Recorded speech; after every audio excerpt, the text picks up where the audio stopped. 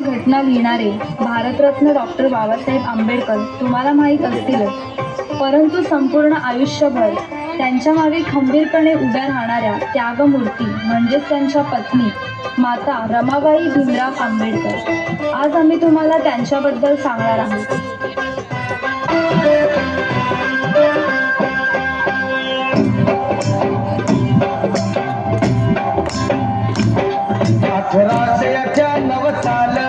हे किती व भाग्यवान 1898 साल हे किती व भाग्यवान रमाबाईचा जन्म झाला वाटाचा खरपान रमाबाईचा जन्म झाला वाटाचा खरपान रमाबाईचा जन्म झाला वाटाचा खरपान.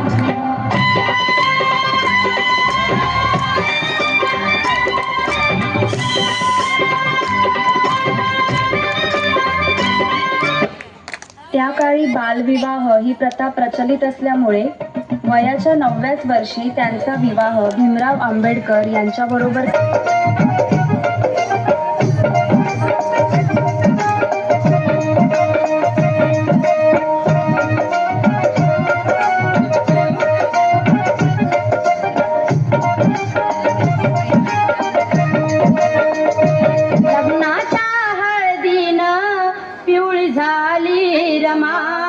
भीमरावा घरी नांदाया आली रमा भीमरावा घरी नांदाया आली रमा लग्नाच्या हळदीनं पिवळी झाली रमा भीमरावा घरी नांदाया आली रमा भीमरावा घरी नांदाया आली रमा.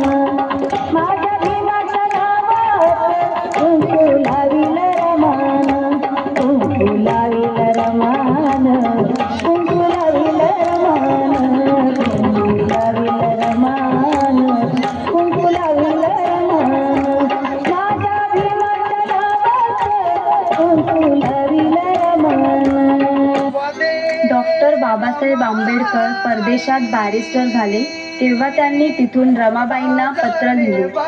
ते कळताच रमाबाईंचा आनंद गगनात मावेनासा झाला.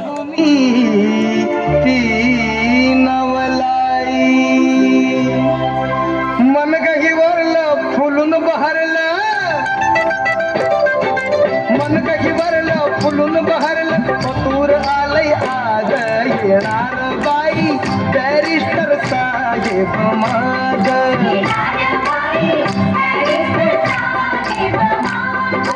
गुणी गुणाचा राजा दिनांचा गुणी गुणाचा राजा दिनांचा थाटण्या संसार साज येणार बाई बॅरिस्टर साहेब माझ.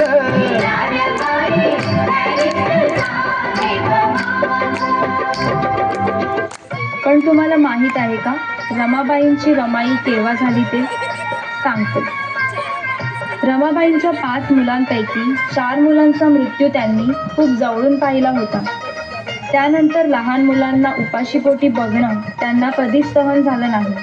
अशाच एका वेळी भुकेल्या मुलांची दशा पाहुनी बांगड्या सोन्याच्या रमाईने दिल्या काढून आणि त्या दिवसानंतर सगळी मुलं रमाबाईंना रमाई बोलू लागली. नवकोटीची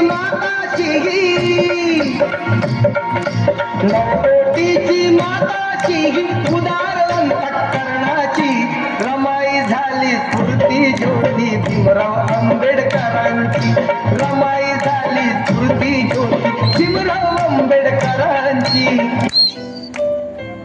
त्यागाचे प्रतीक करुणेचा सागर बाबासाहेबांची प्रिय रामू म्हणजेच आपली रमाई यांचे 27 मे 1935 साली महापरिनिर्वाण झाले. आम्हा दुरावली मायेची सावली, मरण पावली आमची रमाई माऊली.